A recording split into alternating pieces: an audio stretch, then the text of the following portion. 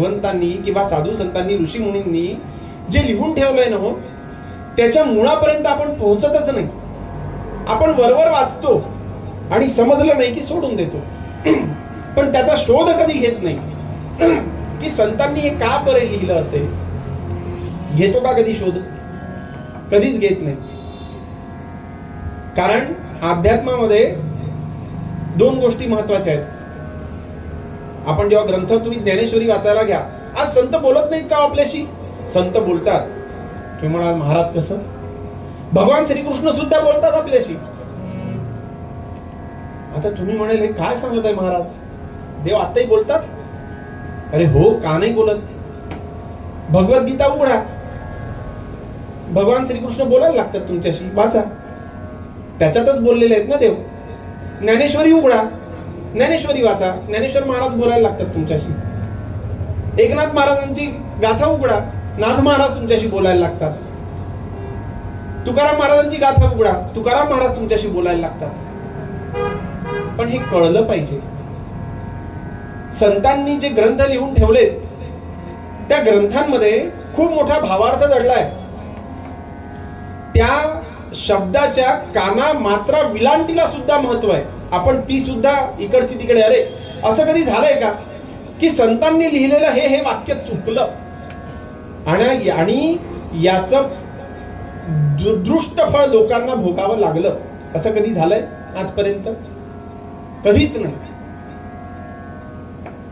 कारण संत जे असतात ना, हे जगाच्या कल्याणासाठी संतांच्या विभूती म्हटलेलं आहे ना, जगाच्या कल्याणासाठी आहे. त्यांचं तर कल्याण झालं. मला सांगा, एवढे मोठे संतांनी हे ग्रंथ लिहून ठेवलेत, हे ग्रंथ कोणासाठी लिहिलेत? कोणासाठी लिहिलेत? ज्ञानेश्वरांना का लिहायची होती ज्ञानेश्वरी? ते तर परमपदाला पोहोचले होते ना, परब्रह्म स्वरूपाला प्राप्त झाले होते. मग तरी त्यांनी ज्ञानेश्वरी कोणासाठी लिहिली? तर ती तुम्हा आम्हासाठी लिहिली आहे की बाबा रे, मी ज्या मार्गाने जाऊन स्वतःचा उद्धार केला तसाच उद्धार तुम्हा सर्वांचा व्हावा, म्हणून महाराजांनी हे ग्रंथ लिहिले. पण आपण काय करतो? त्या ग्रंथ वाचत नाही, किंवा वाचले तरी ते समजत नाही आणि आपण कपाटात ठेवून देतो. बऱ्याच जणांच्या घरी इथे ज्ञानेश्वरी असेल ना घरी. बऱ्याच जणांच्या घरी इथे तुकाराम गाथा असेल. बऱ्याच जणांच्या घरी हरिपाठाचं पुस्तक तरी असेल, आहे की नाही? पण त्या हरिपाठामध्ये काय म्हटलंय? जसं मी पहिल्या कीर्तनामध्ये सांगितलं होतं, हरिमुखे म्हणा, हरिमुखे म्हणा, पुण्याची गणना होण. बरोबर आहे. मग माऊलींनी हरिपाठामध्ये काय सांगितलं आपल्याला? हरिमुखे म्हणा, हरिमुखे म्हणा. माऊली आपल्याला सांगत आहेत की बाबा रे, तुझा जर उद्धार करायचा असेल तर मुखानी हरी हरी हरी हरी असा उच्चार कर.